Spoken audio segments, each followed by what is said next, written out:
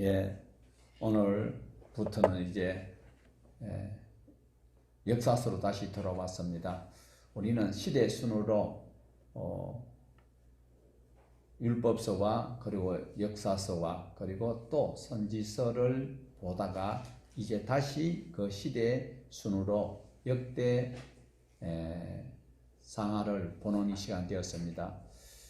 많은 분들은 교회에 나와서 하나님의 말씀을 통하여서 은혜를 받고 신앙생활 한다고 하는 것이 맞습니다.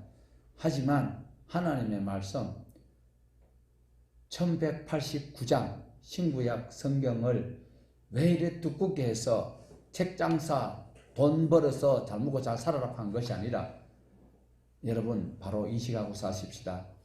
우리가 예수 그리스도를 구주로 믿고 신앙생활 하는 동안에 일요일날 교회 와서 그리고 교회 출석하는 날 새벽 예배나 그리고 수요일날 금요 기도회 때 그때 구역 예배 때 필요한 내 종교 활동에 필요하기 위한 한 구절씩 뽑아서 사용하라고 66권을 주신 것은 아니다라는 우리 모두는 하나님의 말씀이 1.1핵도 땅에 떨어진 법이 없다라는 것을 알고 있습니다. 그렇다면 우리가 이제 이 성경을 편집되어 있는 순서보다도 시대순으로 정리하여서 우리가 더욱더 하나님의 말씀과 하나님께서 계획하시는 바가 무엇인지를 신속하게 알기 위해서 우리는 시대순으로 지금 우리 교회는 설교를 하고 있습니다. 정말 설교하기 어려운 책이 바로 역대상하입니다. 자, 우리 1절 읽어보셨죠? 1절이 뭡니까? 아담, 셋, 둘 따이고 셋이래요. 두 번째잖아요. 아담, 두 번째, 셋 해야 되는데 이런 이름만 쭉 나열되어 있는 이 성경을 이제 우리가 살펴보면서 하나님께서 왜 이름만 있고 지명만 있는 이 역대상하를 우리가 봐야 할까요? 바로 역대상하는 포로기에 일어났던 일들을 기록했던 것입니다. 하나님께서는 이스라엘 백성들이 잘못 살아도 버리지 아니하시고 그들을 통해서 다시 하나님의 나라를 이루기 위해서 살고 있는 그 가나안 땅, 적과 꿀이라는 땅에 살고 있는 그들이 거기에서 신앙으로 성화되지 못하니까 다시 훈련시키는 제2의 훈련소가 바벨론이었습니다. 그 바벨론 땅에서 70년간 생활하는데 거기서는 모든 환경이 달라요. 언어가 달라요. 문화가 달라요. 이럴 때 그들이 의지할 수 있는 것은 하나님밖에 없다라는 거예요. 하나님만 쳐다볼 수밖에 없는 상황이 있는 그들이 그곳에서 살아계신 하나님을 부르고 살아계신 하나님 뜻대로 살겠다고 다짐하고 결론을 내렸던 그들을 통하여서 하나님이 만나 주십니다. 그 하나님을 만났던 그 백성들이 때가 참에 70년이 되니까 하나님께서 다시 고레스라는 그런 페르시아 왕이 들어서면서 하나님의 백성들이 고국으로 돌아오게 됩니다. 고국에 돌아오는 그것 또한 이유가 있는 거예요. 왜? 하나님의 나라가 무너졌어요. 하나님의 성전이 무너졌어요. 하나님의 백성들이 무너졌는데 다시 그곳에 가서 하나님을 경험하고 돌아와서 다시 하나님의 나라를 이루는 그 일을 위해서 하나님께서 훈련시켰고 이 복잡하고 읽기도 어려운 이 역대상하서를 통하여서 우리에게 주시는 귀한 은혜가 있다는 것을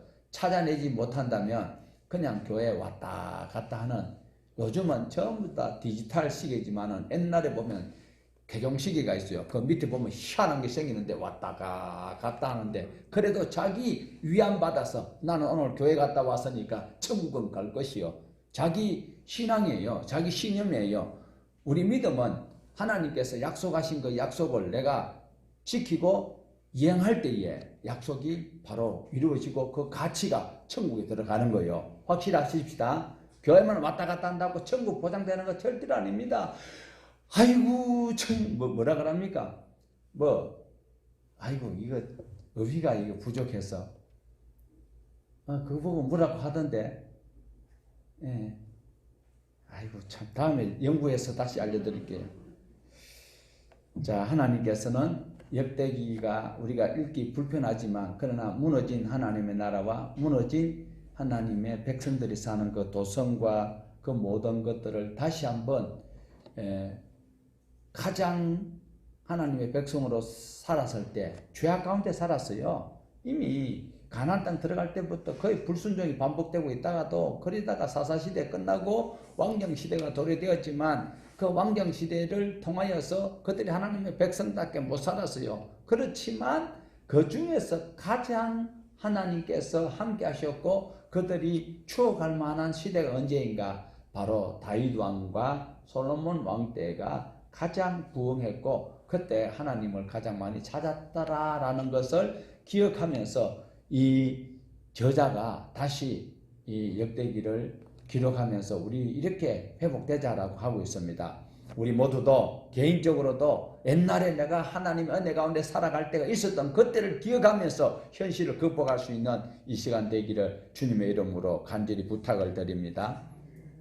자, 이 역대기는 바로 창조 이후에 계속 내려오는 여러 시대를 거쳐서 그들이 어떤 일이 있었는지 창세기에서부터 열왕기하까지 기억하면서 이 역대기를 같이 살펴보셔야 하는 것입니다.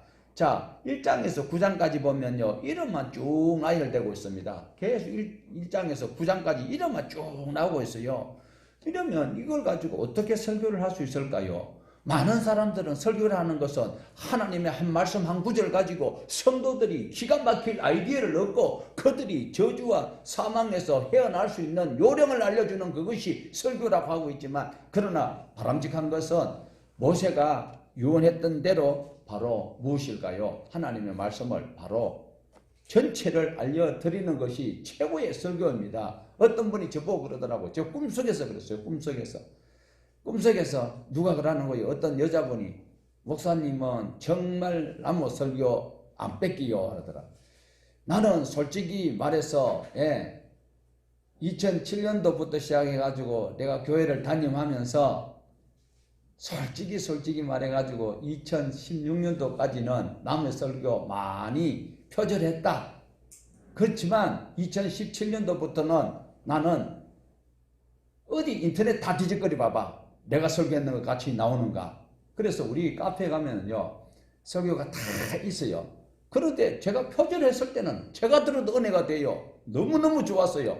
그랬는데 세상에 2007년도 1월 1일부터 우리가 시작했던 창세기부터 나오는 그것은 너무 딱딱하고, 그래서 어떤 장로님보다도 그게 성경 공부지 그게 설교요, 그런 분이 있었어요. 그러다가 보따리 싸서 가버리고 안 계시는데, 모세가 하나님의 말씀을 읽어주는 것이 설교라고 했어요. 최고의 설교자가 모세라는. 그래서 저는 모세의 설교 방법대로 이렇게 쭉 하고 있습니다. 그래서 아담부터 지금 보면 노아, 셈, 함, 야벳 이 조상들이 1절에서 4절까지 기록이 되고 있습니다. 자, 우리가 성경 강좌할 때 들었던 것처럼 창세기 1장에서 11장까지는 4가지 사건이 일어납니다. 창조, 그리고 무엇입니까? 창조, 기억 안 나요? 창조, 타락, 심판, 분산. 그 다음에 12장부터 50장까지는 족장사가 나오고 있어요. 족장 4명이 나와요. 누굴까요? 아브람, 이삭, 야곱, 그 다음에 요셉이에요. 그런데 창세기에 보면 요셉이 나오기 직전에 요셉이 팔려가고 그 중간에 끼인 데가 나오는데 유다가 나오고 있어요. 그래서 창세기 12장에서 50장까지는 바로 족장사가 나오는데 1장에서 11장까지는 원역사예요. 그런데 이제 12장에서 50장까지는 족장 4분이 나오는데 그 중에 우리를 구속해 주기 위해서 통로가 되었던 유다까지 포함하면 5명의 족장이 나오고 있습니다. 자, 이래서 제가 방금 설교에 대해서 말씀을 드렸지만 모세가 가장 원했던 부분이 있습니다. 신명기 31장에 보면 유언과 같은 말씀이 바로 있습니다. 7년마다 한 번이라, 7년에 한 번이라도 가나안 땅에 들어가거들랑 온 백성들 다 끌어모아 놔놓고 하나님의 말씀을 가르치라라고 말씀을 하고 있어요. 그것이 바로 신명기 31장 9절에서 13절에 있는 말씀입니다. 이 설교를 우리 모두가 다 들어야 돼요. 그러지 아니하고다 그러다 보니까 자기 학문에 빠져서 학문적인 그 메시지를 가지고 성도들에게 세뇌교육 시키다 보니까 진화론이 과학이라는 명분이 그리고 인간들이 신이 되어버리고 결국은 예수님은 그냥 4대 성인 중에 한 분으로 전락하고 마는 이 과정을 볼 수 있습니다. 창세기부터 시작하여서 우리 요한계시록까지 하나님 말씀을 균형 있게 잘 숙지하셔야 하는 것이 기본입니다. 자, 모세가 이렇게 31장에서 가르치고 이렇게 하라고 하시다가 32장에 보면은요, 모세의 위대한 노래가 나오고 있어요. 어떻게 시작하는가 하면, 하늘이여 귀를 기울이라 내가 말하리라 땅은 내 입의 말을 들을지어다 하늘이여 땅이여 내 말을 들으라고 노래를 하고 있습니다. 이 노래가 신명기 32장 43절까지 계속 이어집니다. 그 중에서 우리가 32장 7절을 한번 보시겠습니다. 32장 7절 시작. 옛날을 기억하라 역대의 연대를 기억하라 내 아버지에게 물으라 그가 내게 설명할 것이요 내 어른들에게 물으라 그들이 내게 말하리로다. 조상 대대로 내려온 그 세대를 생각하고 아버지에게 어른에게 물어보라고 말씀을 하고 있습니다. 우리 가문이 어떻냐고 부모님에게 물어봐야 돼요. 물어보면요 거의 다 족보를 샀을 가능성이 상당히 많아요. 우리 족보가 폐지되기 전에 거의 한 6%가 우리 조선시대 때 거의 이 양반이고 나머지는 다 거시기 했답니다. 그래서 제가 어버이날 우리 아버님에게 여쭤봤습니다. 아버지, 우리 안동김씨 족보 샀는 거 아니냐고. 왜? 그 아들 녀석이 아버지 손자 중에서 장손이라는 놈이 맨날 아버지 족보 샀는 거 아니냐고. 그런데 아버지 진짜 족보 샀어야 할까네. 무슨 소리냐. 진사공파 24대 손이냐. 이러면서 그렇게 말씀하시던데 족보를 우리는 올라가면 샀는 게 맞아요. 왜? 여기에 우리 최장로님도 계시고 이학순 권사님도 계시고 임시성을 가진 분도 계시지만 원래 족보는 노시예요. 노시. 다 죽이고 홍수 다 죽여버리고 노시부터 시작했는데 전부 다 각가지 성씨를 가지고 계시는데 족보 샀는 게 맞습니다. 물어보시고 그런 이제 족보가 바로 노시 이름이 있는 거기 달라붙기보다는 예시 쪽으로 달라붙는 게 훨씬 더 생명에 유익이 있는 것 같습니다. 자, 조상 대대로 물어보라 이 소리가 무슨 말씀이냐면 창세기부터 모세가 기록을 했다고 하잖아요. 5번을. 그러면 원 역사가 창조 그리고 타락하고 그리고 심판받고 그 다음에 또 분산되는 이 과정과 그리고 족장을 통하여서 계속 연결되어가는 이런 과정을 어떻게 되느냐라고 물어보라는 거죠. 자, 그러면 저와 여러분이 누구 한 분에게 죄송합니다. 자기 담임 목사에게 그러면 이걸 다 물을 수 있을까요? 시간을 내놓고 계속 이걸 다 물으려면 엄청납니다. 책은 내가 빨리 막 읽을 수 있어요. 말하는 걸 빨리 말하면 못 알아들었거든. 그러니까 아무리 박식한 사람한테라도 자기가 시간을 계속 다 사용할 수 없으니까 그러면 우리는 이제 조상에게 물어보라, 아버지에게 물어보라고 했지만 기록되어 있는 이 성경을 통하여서 그 역사를 자세히 알아보는 그것이 가장 효성스러운 하나님의 백성의 태도이다라는 것입니다. 하나님께서 어떤 마음을 가지고 인간을 창조하였고 어떤 일이 있을 때 어떤 일이 있었고 어떤 일이 있을 때 회복하였고 이런 것들을 성경 안에서 바로 볼 수 있어야 돼요. 역사를 통하여서 하나님을 바로 만날 수 있는 그 관계가 가장 건강한 신앙인입니다. 큰 교회 유명한 목사님이 설교하기에 그 영혼이 변화되는 것이 아니라 하나님의 기록되어 있는 말씀 속에서 역사를 통하여서 그 하나님을 만나는 그것이 그 영혼이 잘된 같이 범사가 잘 된다는 사실을 소개해 드리고 싶습니다. 그러하여서 부족하지만 우리 교회에서는 2017년도부터 시작해서 창세기로 시작하여서 한 번도 안 빼고 한 장도 안 빼고, 제 선배 목사님은 한 절도 안 빼고 하는데 그분 따라는 저는 못 가고 그분의 신들매도 나는 감당치 못하겠고 한 권도 한 장도 저는 안 뺍니다. 한 장 속에 한 절이라도 여러분에게 소개하고 넘어가는 이 과정이 바로 우리가 해야 될 사명입니다. 설교를 통하여서 은혜 받았다. 성경을 통하여서 하나님께서 우리에게 지시하시는 바가 뭔지 바로 인식하고 바로 순종하는 그것이 최고의 성도의 순종이고 복종이다라는 거예요. 뭐 은혜 받았다고 뭐 그래 놓고 나가다가 누가 내 차 끌고 넣냐고, 권사님 후진하다가 박았는 거 아니냐고, 우리가 막 이 치고받고 싸우면 전도 다 가로막아요. 하나님의 말씀대로 앞으로도 하나님께서 함께 주실 거예요. 제가 경험했어요. 교회 차인데 그것도 교회 개척해가지고 처음 교회 차를 샀는데 이 동네 아주머니가 그것도 마티즈를 가지고 얼마나 세게 박았는지 앞에 반바가 다 부사져 버렸어요. 그런데 괜찮다고 이랬는데 그게요, 전도는 안 되었지만 그 사람이 속으로는 얼마나 감격했는지. 그 다음에 우리가 어려운 일 한번 있었어요. 법적인 어려움이 있을 때에 그분이 정인이 자청해서 정인되어 주더라고요. 그래서 우리가 무엇을 힘든지 그대로 거두는 거예요. 그러니까 하나님의 말씀을 차근차근 우리가 배워가기를 원합니다. 왜 이렇게 서론이 기냐고요? 역대상하 재미없어요. 그런데 우리가 이 역대기를 쉽게 볼 수 있는 방법이 있어요. 세 가지가 있어요. 세 가지. 그 구분을 할 수 있는데요. 1장에서 9장까지가 바로 아담부터 야곱의 자손 족보까지 소개를 하고 있습니다. 그 다음에 10장에서 그 다음 단락이 10장에서 29장까지 초대왕 사울부터 다윗까지 기록을 하고 있어요. 그 다음에 이제 역대하, 이제 세 부분으로 나누는 거예요. 역대상하를 원래는 한 권이에요. 역대상하를 나누었을 때 그 다음에 역대하 1장에서 36장까지는 솔로몬과 남유다 왕들의 통치를 기록을 해 놓고 있습니다.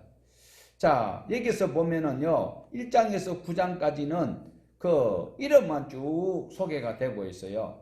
그런데 대부분 족보로 이어져 가는데 그 시간이 태초부터 주님 오시기 1100년 전까지 기록이 되어져 있습니다. 시간을 압축하였습니다. 창세기 1장에서 50장까지는 이 2300년의 시간을 압축해 놨어요. 그러니까 출애굽기 1장에서 요한계시록까지 1800년 시간보다도 창세기가 그만큼 귀중한 책인데 이것을 압축해 놨던 그 모든 것을 다시 그 후손들에게 알려주기 위해서 기록을 해 놓은 것이 역대상하다. 왜냐?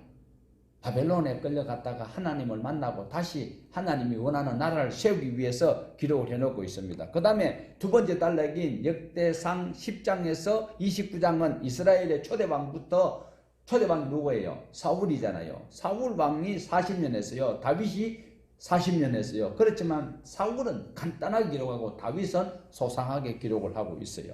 그 다음부터 역대 이제 하에서 이루어지는 것은 1장에서 36장까지 주님 오시기 전 970년 다윗의 아들 솔로몬 시대부터 이제 주전 538년 고레스가 고국으로 돌아가라 할 때까지 기록을 해놓고 있다라는 거예요. 그래서 바벨론에서 포로 생활하고 있다가 그것을 마감하고 고레스의 그 명령에 의해서 고국으로 돌아가는 그것까지 기록을 해 놓았는데 여기서 우리가 눈여겨보아야 될 부분이 있어요. 누구 이름은 있는데 누구 이름은 없다. 남유다 이름은 있는데 북이스라엘은 기록을 하지 않는 이 특징 또한 있다라는 거예요. 그래서 솔로몬 이후에 다윗 후손들이 통치하는 그 유다 남왕국이 유다 나라지요. 북이스라엘은 사마리아가 수도고 남유다는 예루살렘이 수도입니다. 그래서 마지막 역대상 36장에 보면 고레스 칙령으로 이제 돌아오는데 바벨론에서 예루살렘으로 돌아옵니다. 예, 말씀을 제가 잘못 들었습니다. 역대 하 36장 있죠. 자, 우리 성경을 한번 찾아보십시다. 바로 붙어 있는 거니까 역대 하 36장 22절에서 23절 같이 한번 보십시다. 역대하 36장 22절에서 23절.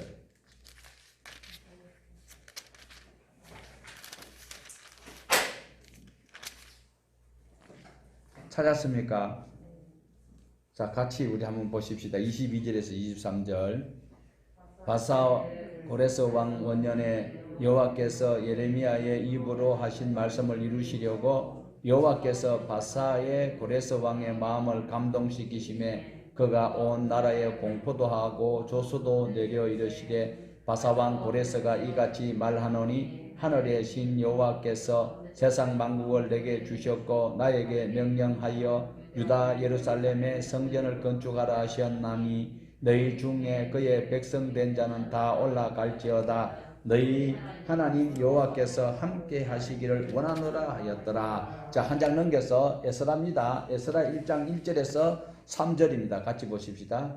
바사왕 고레스 원년에 여호와께서 예레미야의 입을 통하여 하신 말씀을 이루게 하시려고 바사왕 고레스의 마음을 감동시키심에 그가 온 나라에 공포도 하고 조소도 내려 이르되 바사왕 고레스는 말하노니 하늘의 하나님 여호와께서 세상 모든 나라를 내게 주셨고 나에게 명령하사 유다 예루살렘 성전을 건축하라 하셨나니 이스라엘의 하나님은 참 신이시라. 너희 중에 그의 백성된 자는 다 유다 예루살렘으로 올라가서 이스라엘의 하나님 여호와의 성전을 건축하라. 이는 예루살렘에 계신 하나님이시라.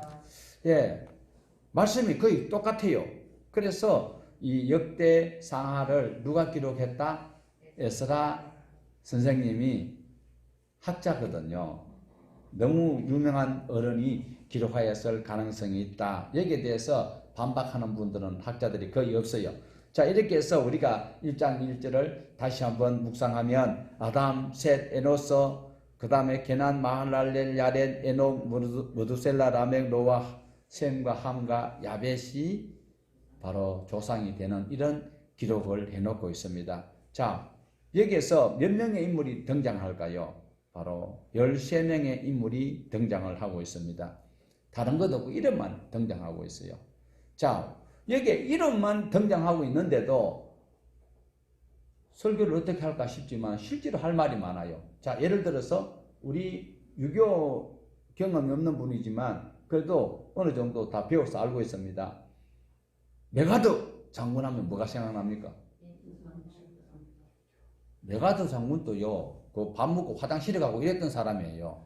근데 그걸 말 안 하고 메가드 크면 아, 인천 상륙 같긴 했던 이러듯이 아담, 그 다음에 셋, 에노스 이렇게 쭉 놔두면 함, 야벳 이렇게 이름만 들어도 많은 역사의 그 사건을 함축하고 있기 때문에 유대인들은 더 잘 알고 있지요. 우리는 이제 성경을 배우고 있기 때문에 이제 지식으로 사역하고 있지만 그들은 역사예요. 역사이기 때문에 그들이 우리나라도 그런 사람 많아요. 이시 혹시 계세요? 이시 없어요? 뭐 이시들은 무슨 말하다 보면 아이고 뭐 이순신이 우리 조사이라고 그렇게 이야기하고 하는데 자기는 이순신 보지도 못했는데 그러니까 자기 유리하도록 하고 있지만 유대인들은 이 하나님의 말씀 속에 등장하는 이 인물들 굉장히 그분들은 존경하고 잘 알고 있다라는 겁니다. 그래서 여기에서 13명의 인물이 등장하고 있지만 이름만 쭉 기록하는데 그들이 살았던 것들을 상상하면서 그들이 그리워하고 있다라는 겁니다. 바벨론 포로에서 돌아왔던 그들이 지금 무엇을 어떻게 하나님께서 기뻐하시는 일들을 할까? 그러면서 조상들의 이름을 쫙 나열해 놨지만 그들은 거기에서 사명감과 그리고 다시 목적을 가지고 최선을 다할 수 있는 이런 소망을 가지는 것을 볼 수가 있습니다. 아담부터 야벳까지 13명의 이름이 창세기 1장 1절부터 또한 11장까지 원 역사가 있잖아요. 창조, 타락, 심판, 분산 그리고 또 창조가 언제부터 시작됐는지 우리는 알 수가 없어요. 하나님은 알파와 오메가라.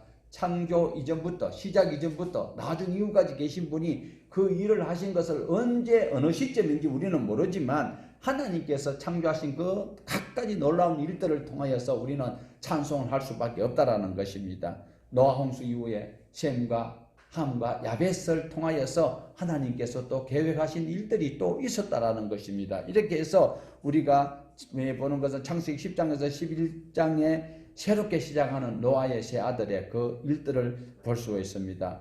그런데 이것은 약 5,000년 전에 일어났던 일들인데, 자, 한번 보십시오. 화면을 한번 보십시다.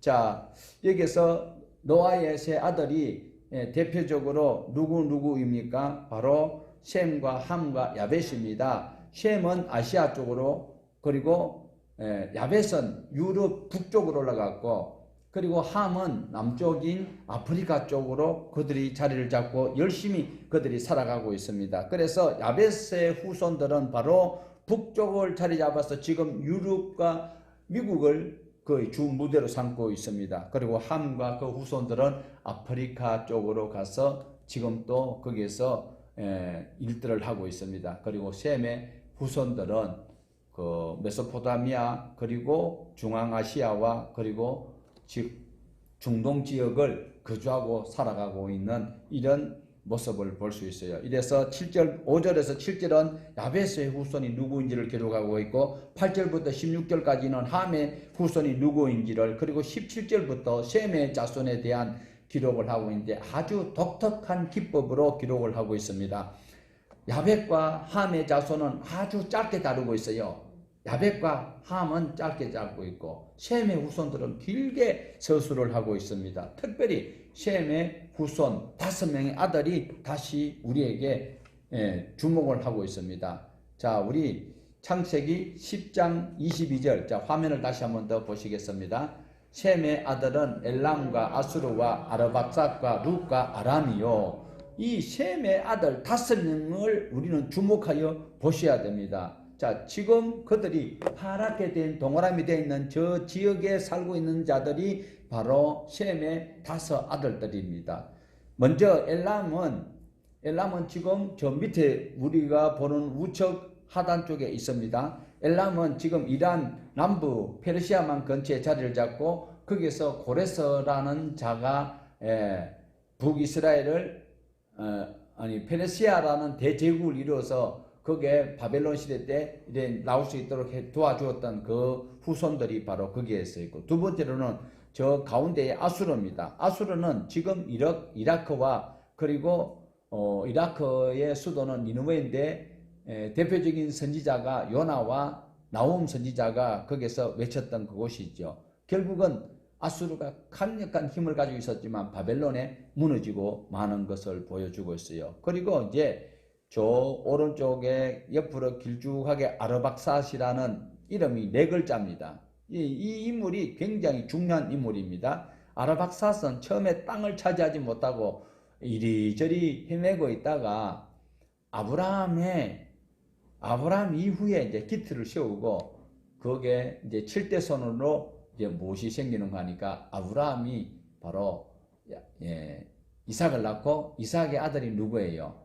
에서와 야곱을 낳는데 야곱이 이름이 바뀌어서 이스라엘이 되면서 지금 이스라엘이라는 국명을 가지고 있기도 합니다. 네 번째로는 저기에 위쪽에 있는 룻입니다. 루디아라는 나라가 지금은 터키 지역에 있는데 요한계시록에 등장하는 사데라는 도시가 있는 그 중심으로 큰 나라를 세웠지만 주변 여러 나라에 침략을 당하는 공격을 당하고 있습니다. 그리고 마지막으로 아람, 아람 하면 누가 떠올라요?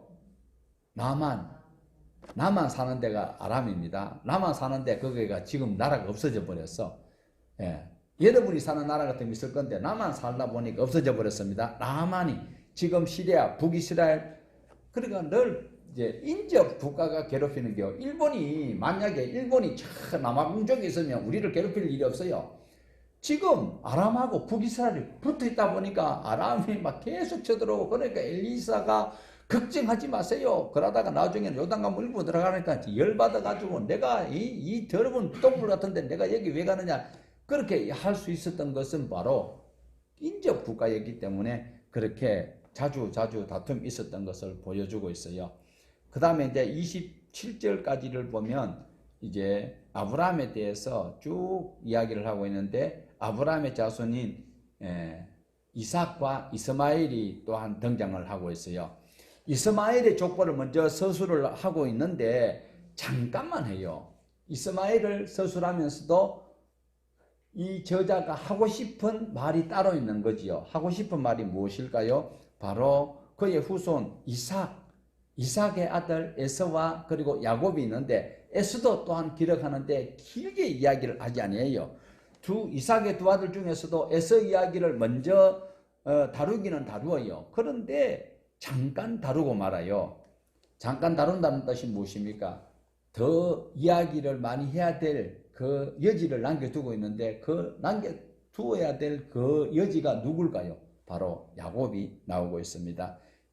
야곱의 족보가 지금 안 나오고 나중에 나오지만 굉장히 많은 지면을 할애하는 것을 볼 수 있어요.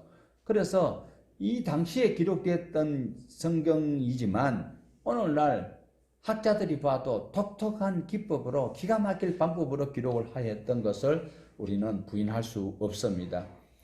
중요한 것은 중요한 기록을 남겨두었다가 다음에 소개하는 것. 그래, 우리 주님께서 하신 말씀도 있죠. 나중된 자가 먼저 되고, 먼저 된 자가,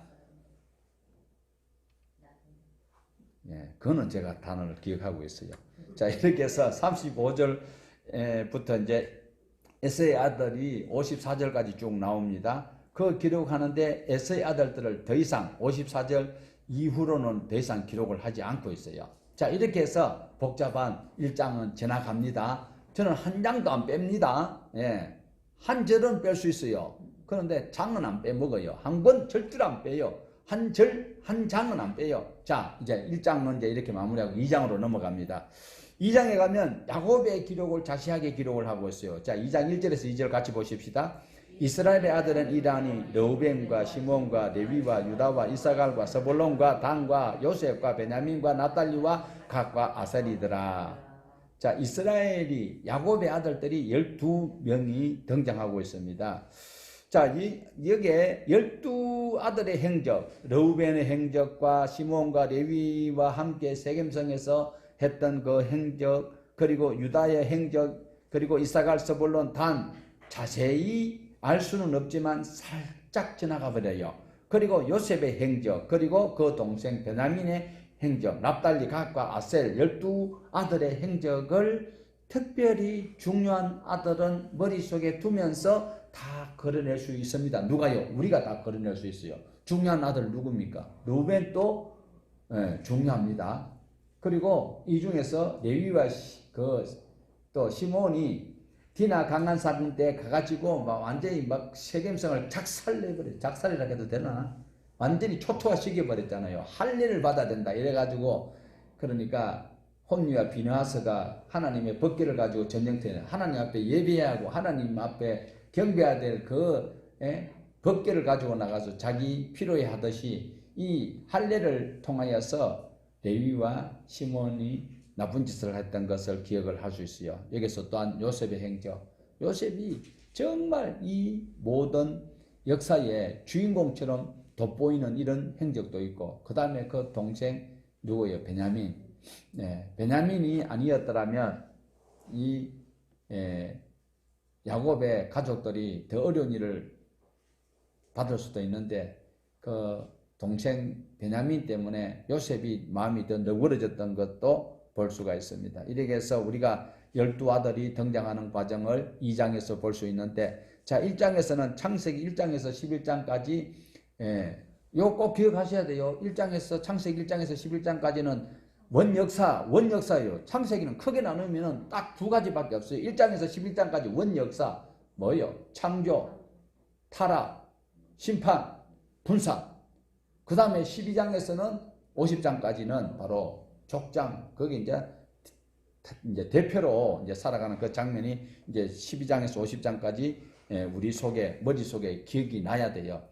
그걸 기억하면서 창세기를 차근차근 읽어가면 아주 스토리가 이해가 됩니다. 자, 4명의 족장이요, 아브라함과 이삭과 야곱과 요셉, 이 이름만 기록이 되고 있지만 창조부터 요셉까지 우리는 그 스토리를 알고 있기에 정말 여기에 있다 보면 눈물을 한번 질끔 낼 수 있는 사람이 정말 감정을 이입하여서 진지하게 읽고 있다라는 거예요. 그냥 읽는데 냉랭하다면 이건 아무것도 아니에요.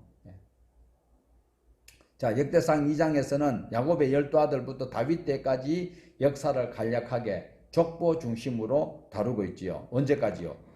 주님 오시기 2000년 전부터 주전 1년까지 약 1000년의 역사를 기록을 하고 있는데 역사 속에서 등장했던 사람들의 이름만 기록을 하고 있습니다. 우리가 이 야곱의 12아들을 기억하면서도 우리는 다양하게 이해할 수 없다, 이해할 수 있다 이렇게 생각이 들 수 있어요. 그냥 야곱의 12아들 이름을 쭉 기억하면서 그냥 덤덤해도 지옥은 안 갑니다. 그러나 야곱의 12아들을 통하여서 우리가 한번 의심보다도 의아하게 생각할 수 있어요. 자, 우리 예수님이 누구를 통하여서 오셨어요? 어느 통로를? 유다 족속을 통해서 오잖아요. 실제로 유다를 통해서 온다는 것보다도 우리가 기억하고 있는 족장이 누구라고요? 가장 기억나는 족장이 아브라함, 이삭, 야곱, 요셉이. 그런데 요셉이 실제로 다 먹여 살렸거든요. 그런데 요셉을 통하여서 우리 예수님이 오신다라면 훨씬 더 설득력이 있고 내가 마음이 편안할 것 같은데 유다를 통하여서 유다 이거 만만찮아요. 여러분 유다가 이거 자기 며느리하고 다말하고 그 이상한 그 불륜관계에서 태어났던 그 아들을 통하여서 결국은 우리 예수님이 오시게 되는 이 족보가 굉장히 어디서 양반 이야기하는 데 가서 그 개족보 같은 것을 소개하려면 상당히 얼굴이 명구스러울 때가 있을 것 같아요. 자, 38장에서 우리가 보면 유다의 며느리 다말과 이 맺지 말아야 될 이 관계 속에서 누구를 낳아요? 베레스를 낳습니다. 그리고 그 아들 헤스론과 람, 아미나답, 나손으로 낳고 있거든요. 자, 2장 우리 11절에서 12절 보십시다. 역대상 2장 11절 12절 시작. 나손은 살마를 낳고 살마는 부하스를 낳고 부하스는 오벳을 낳고 오벳은 이세를 낳고. 자, 룻기시에서도 우리가 보았습니다. 이세에게서 다윗이 태어나는 그 기록을 역사적으로 알고 있는데, 자, 다말하고 시아버지하고 그 관계 속에서 베레스를 낳았어요. 베레스를 통하여서 헤스론과 람과 아미나답과 나손, 그래 나손을 통하여서 살마를 통해서 부하스를 낳고 부하스를 통해서 오벳을 낳고 오벳을 통하여서 몇 세? 3세가 아닙니다. 2세입니다. 이렇게 낳고 그리고 다윗이 연결되고 다윗의 후손으로 우리의 죄를 속량하시기 위해서 예수님이 오신 이런 과정을 통해서 우리는 하나님께 사시는 일을 내가 예단할 수 없어요. 그래서 함부로 자기가 예언기도 해준다고 이러면서 사랑하는 딸아, 사랑하는 아들아, 어쩌고 저쩌고 그런 공갈치지 말고 하나님께 사시는 일을 아무도 알 수 없어요. 사탄도 몰라요. 천사도 몰라요. 예수님이 십자가에서 죽으면 끝장난 줄 알고 예수를 죽이려고 온 권력을 다 동원했잖아요. 제사장을 다 동원했는데도. 근데 사흘 살아나 보니까 사탄 머리가 박살나 버리는 거지. 오늘 우리는 하나님의 섭리 속에서 기대하면서 주님을 의지하면서 살아가야 되는 거지. 나의 모든 죄 우리 주님께서 다 청산했으니까 내 마음대로 살아야 된다. 지옥 문이 환하게 열리는 것입니다. 오늘도 우리는 구원은 두렵고 떨림으로 하나님 말씀하셔서 겸손히 믿음의 발걸음 한 걸음 한 걸음 옮겨가야 된다라는 것이. 자, 3장으로 넘어갑니다. 다윗이 아내와 그들이 낳은 자녀를 기록하고 있어요. 다윗에게는 많은 아내가 있습니다. 얼마든지 이유가 있어요.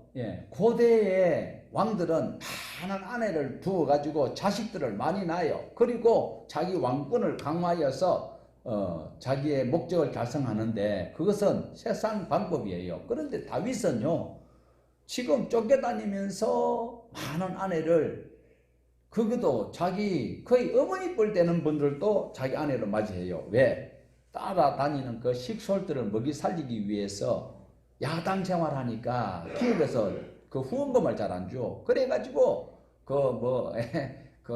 얄궂은 고집쟁이 부자들 그 죽고 나면 그 부인을 다시 또 아내로 맞이하는 이런 일로 인하여서 또 그냥 같이 살면 또 이상하니까 또 서비스로 아들 하나씩 놓고 했는데 그 아이들이 19명이나 된다라는 거예요. 다윗의 자식들이 19명 정도 되고 있다라는 거죠.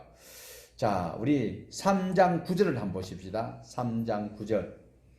다 다윗의 아들이요 그의 누이는 다말이며 그 외에 또 소실의 아들이 있었더라. 세상 나라는 자식들이 많으면 좋아요. 그리고 인구가 많으면 더 좋고 군인들이 더 많으면 더 좋겠지요. 그런데 하나님께서 원하는 나라의 왕이 이렇게 하나님의 말씀을 거역하는 이런 일을 해도 무방한가 걱정이 아닐 수가 없습니다. 여러분 기억하실는지 모르지만 신명기 17장 16절에 보면 왕이 해서는 안 될 세 가지가 있어요. 첫째, 병마를 그러니까 무기를 많이 주면 병마, 전쟁을 위해서 많은 말을 두어서는 안 되고, 두 번째로 아내를 많이 두어서는 안 되고, 세 번째로는 자기를 위하여서 은금을 쌓아두면 안 되는 거예요. 그런데 다윗은 이것에 다 해당되는 일을 하고 있는 것 중에 하나가 바로 아내를 많이 두었다라는 것입니다. 자, 이 일을 통해서 결국은 어떤 일이 생깁니까? 사무엘 하서에 보면 다윗이 낳았던 배다른 자식들이 서로 죽이고 반목하고 결국은 압살롬이 아버지를 죽이려고 나라를 뺏으려고 하고 백주대낮에 아버지의 처첩들을 강간하는 그런 사건들이 생긴다라는 거예요. 다윗이 잘한 것도 많은데 조금 아쉬운 그런 부분이 많이 드러나고 있습니다. 그리고 계속해서 다윗의 아들 중에서 다윗의 뒤를 잇는 솔로몬 왕 역시 훌륭한 일들도 많이 하지만 못내 아쉬움이 많이 있는 것 또한 소개되고 있습니다. 우리 3장 10절 보십시다. 솔로몬의 아들은 르호보암이요 그의 아들은 아비야요 그의 아들은 아사요 그의 아들은 요사밧이요. 자, 여기에 등장하는 솔로몬의 후손들은요 르호보암으로 시작하여서 이제 남북이 이제 나라가 또 분산이 되고 있어요. 둘로 나눠지는데 북쪽에는 잘 보셔야 돼요. 북쪽에는 여로보암이, 남쪽에는 르호보암이 이름이 비슷비슷합니다. 자, 북쪽에는 몇 명의 왕으로 되었냐면 19명의 왕으로 되었어요. 남쪽에는 역사에 기록되는 취임을 한 왕은 20명입니다. 그러나 정통한 왕은 19명, 북쪽에도 19명, 남쪽에도 19명이라 할 수 있어요. 그런데 왜 남쪽에는 20명이냐? 7대 왕인 아달랴가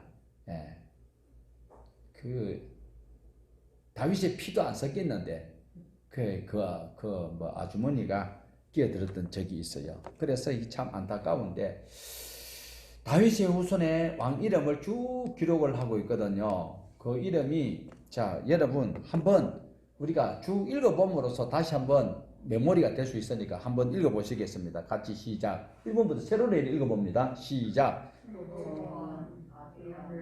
아사, 요사밧, 요람. 자, 화면 한번 띄워주죠.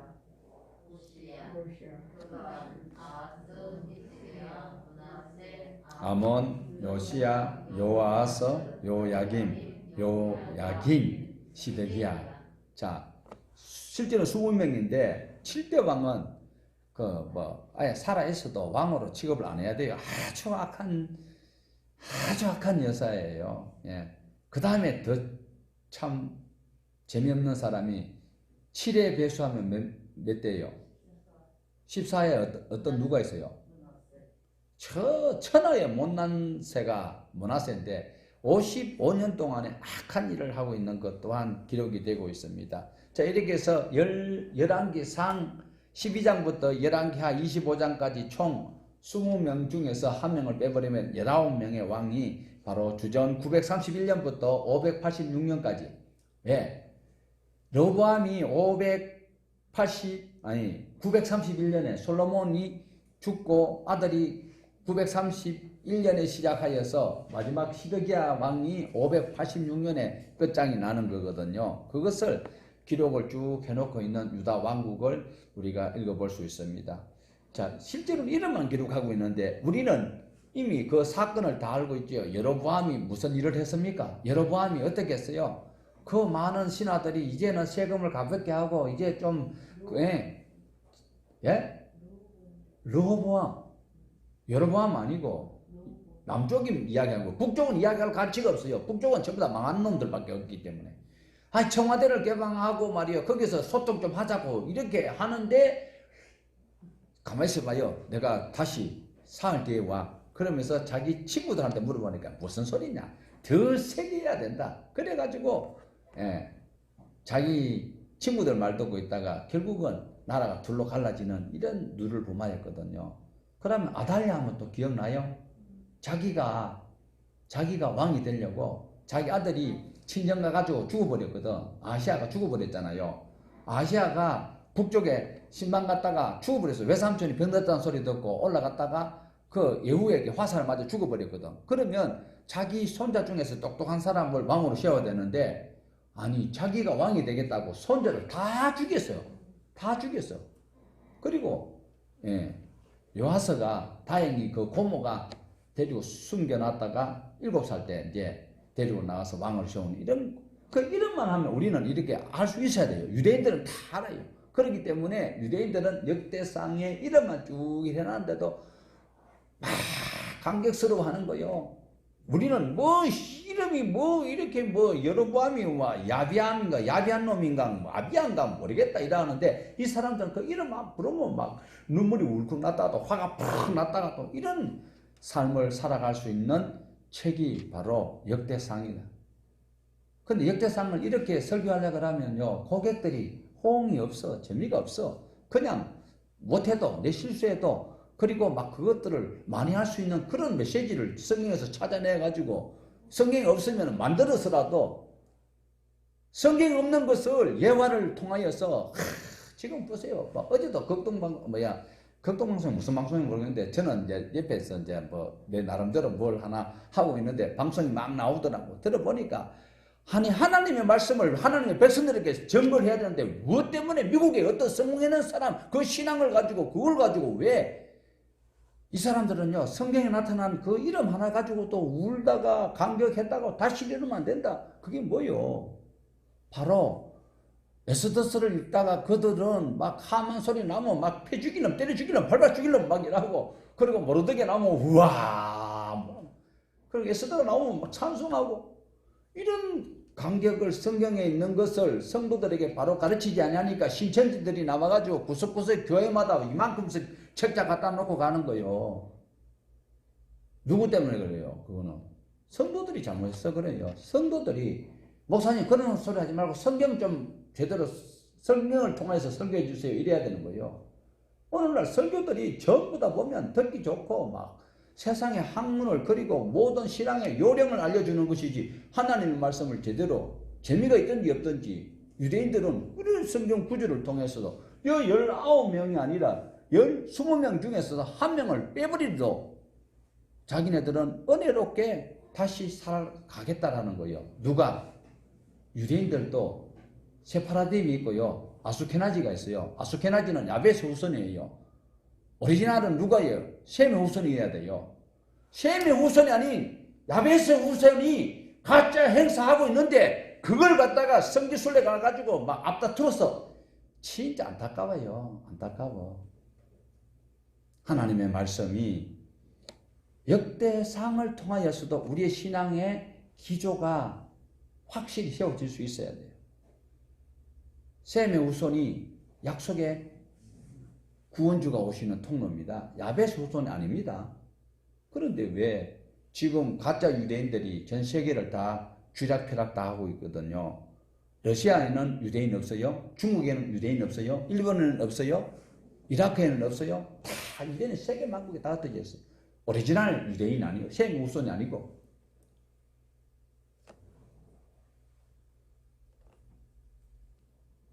이 20명 왕 중에서도 그나마 3명의 왕은 조금 우리가 존경해야 될 인물이 있어요. 4대 왕 요사밧. 그리고 요사밧 다음으로 우리가 존경해야 될 사람은 바로 13대 왕 히스기야. 그 다음에 므낫세의 손자 16대 요시야 왕. 요시야 왕은 다윗보다도 더 선하다고 했어요. 다윗은 우리아나 또 바세바의 그런 실수도 있지만 요시야 왕은 얼마나 성실하고 착했는지도 몰라요. 그래 다른 왕들은 잘한 부분도 있지만 부족한 부분이 더 많기 때문에 그 중에서도 20명 중에서도 3명의 왕이 여호사밧. 근데 여호사밧도 조금 시원찮은 부분이 복 있는 사람은 어디에 안 앉는다. 그런데 북쪽에 아합하고 이세벨하고 그 사돈을 맺어요. 그 딸을 며느리로 받아들여. 그 며느리가 빨간 아달라예요. 아달레요. 애 달라이가 다 죽여버리는 거예요. 손자 다 죽이고 자기가 왕이 되는 거예요. 그러니까 여호사밧이 그 악한 왕하고 사돈 맺는 것이 굉장히 아쉽고, 그 다음에 히스기야도요. 처음에는 얼마나 잘했는지 몰라. 근데 나중에는 뭐 어떻게 해요? 15년 생명 연장 받고 나니까 기분이 좋아가지고 처음에 자기 부인으로서 행실이 부족해가지고 쫓아버렸어요. 그럼 누구라고요? 헵시바예요. 그러다가 다시 헵시바를 데려왔는 거예요. 그래가지고 기념으로 애를 생산했는데 그 자식이 바로 므낫세예요. 천하 약한 놈이에요. 그러면서 이제 그 15년 연장받았다는 소리를 듣고 막 바벨론에서 막 이제 그 사절단이 왔어. 그러니까 막 아이고 내가 죽을 고생했는데 하나님께서 날 이렇게 살려주셨어요. 하나님이 최고입니다. 이래야 되는데 자기가 막 잘했는 것처럼 지금 바벨론에서 온 것은요. 하루아침에 아수르 군인이 18만 5천 명이 밤사이에 막 싹 히스기야가 아주 강력한 전술과 또 전략 무기가 있는가 싶어가서 그거 염탐하려고 바벨론에서 왔거든요. 그런데 막 그걸 막 자기 공을 실컷 내세워가지고 이 창문을 열어가 이 창고 보여주고 저 공간 보여주고 막 전부 다 막 자기 치적을 내세우는 거예요. 그러니까 누가 뭐라 그럽니까? 선지자가 누구예요? 그 당시에? 네? 이사야입니까? 나단입니까? 삼사야입니까? 이사야입니까? 당신 큰일 났어. 당신이 자랑하는 것 때문에 당신 자식들 다 끌려가가지고 불알 다 잘리고 이제 전부 다 이제 막 내시 해야 되는데 어쩔 거야 하니까 그때 이사야가 그때라도 하나님 잘못했으면 했으면 되는데 이사야 당신이 아니고 네 후손들이 끌려가서 그렇게 될 것이다 하니까 아이고 내 때만 아니면 할렐루야지 뭐 그 소리를 했는 거예요. 그러니까 히스기야도 처음엔 잘했잖아요. 자기 아버지가 정신 나간 오주없는 아버지거든. 오주없다는 소리는 뭐라고요? 오주없다는 소리가 뭐라 그랬어요? 오주없다라는 것은 어떤 일이나 태도에 야무지지 못하고 어설프게 하는 그게 오주없는 거예요. 이 정신 나간 아하스 때문에 결국은 북이스라엘이 멸망할 수밖에 없었던 것이 지금 막 동맹하여서 아람하고 베가가 막 쳐들어온다고 하니까 그때에 어떻게 해요? 우리 이사야 지금 지난번에 잠깐 보다가 말았잖아요. 그거 아무것도 아니야. 좀 있으면 없어진다고 하는데도 그걸 못 믿고 있다가 어떻게 했어요? 아수르에게 돈을 주고 요청하다가 결국은 아수르가 와가지고 북이스라엘이 먼저 점령을 당해버리는 거예요. 이렇게 해서 그런 아들 가운데 그런 중에 아들이 나왔는데 히스기야예요. 히스기야가 아주 착해요. 그래서 히스기야 처음에는 잘했지만은 나중에는 그런 안타까운 일을 하고 말았다. 그 다음에 요시야 왕 아주 착하지요. 정말 요시야 왕이 착한데도 요시야 왕은요 39살에 죽고 말아요. 왜? 지금 혼자서 개혁을 하려고 하는데 아무리 목사 혼자 날고 기도 안 돼요. 성경을 66권을 막 입에서 줄줄 나오고 막 설명을 역사적 배경 막 이런 다 설명해도 혼자서 성경 강좌를 해도 잘 안 따르면 안 돼요. 그런데 요시야 왕이 그렇게 잘 하려고 했지만은 결국은 잘 안 됐는 거예요. 그러니까 하나님께서 더 험한 꼴 보기 전에 요시야를 39살에 데려가고요. 그 뒤에 23년 동안은 4명의 손자 하나하고 아들 3명이 왕이 되었는데 결국은 23년 뒤에 나라가 완전히 멸망당하는 거잖아. 시드기야 왕 때. 그래서 오늘 저와 여러분은 여기서 볼 수 있는 것은요, 하나님께서 왜 이름만 기록해 놓았는 이 역대상을 통하여서 우리가 교훈받을 것이 무엇인가, 이걸 꼭 기억을 해 보아야 합니다.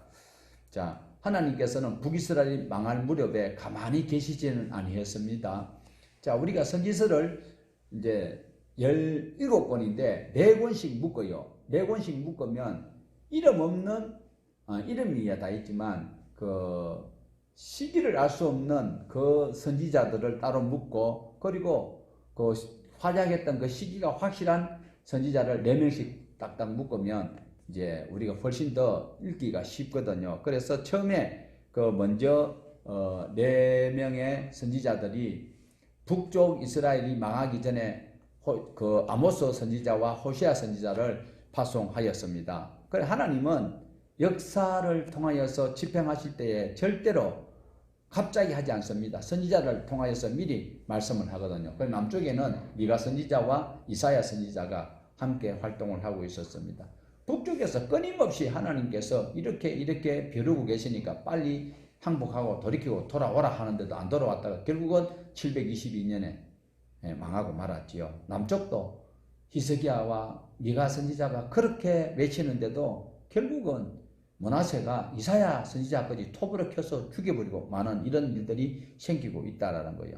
자, 그리고 열왕기하 25장에 보면 유다가 무너질 무렵에 또 4명의 선지자들을 한 묶음으로 묶었는 그것이 바로 스바냐와 하박국과 예레미야와 에스겔이에요.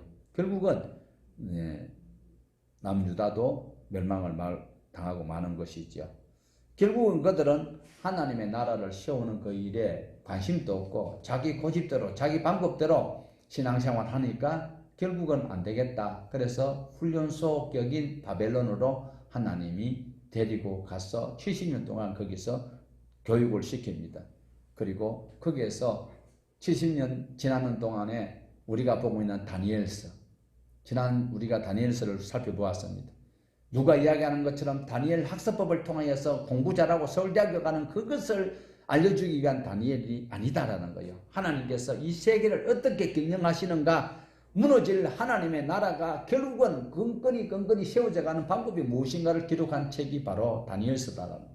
그러니까 역사서와 선지서를 통하여서 우리가 하나님 나라를 바로 알고 신앙을 하여야 한다라는 것입니다. 그러다가 때가 되니까 하나님께서 바벨론에서 이스라엘으로 회복시켜서 하나님이 원하시는 나라를 세우시기를 원하고 있습니다.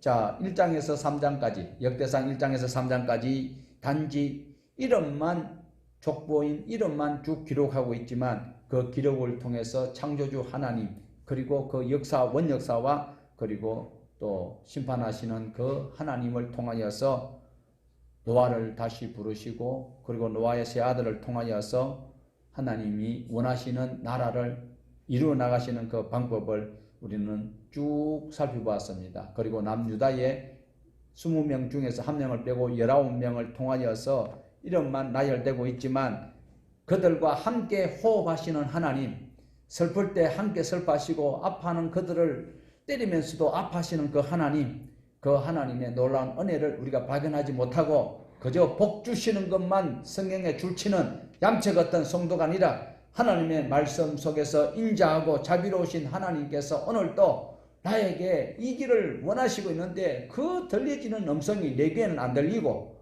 내 손에 잡히는 거 없는 것 같지만 기록되어 있는 성경을 통하여서 그 하나님을 바로 인정하고 바로 만난다면 여기까지 인도하셔서 주의 이름을 부를 수 있도록 하나님의 백성으로 불러주신 그 은총에 내가 반응한다면 여러분 소망이 있습니다. 왜 이런 설교가 기냐? 빨리 가서 뭐 하게요? 하나님의 말씀 다른 곳의 첫날보다 이곳에 조금 길더라도 낫겠다라는 마음이 있으시며 싶은 것이 제 개인적 욕심이기도 합니다. 성경과 역사를 통해서 하나님을 바르게 알고 하나님의 은혜를 풍성히 누리는 우리 모두가 되기를 주님의 이름으로 축원을 드립니다. 하나님 아버지, 오늘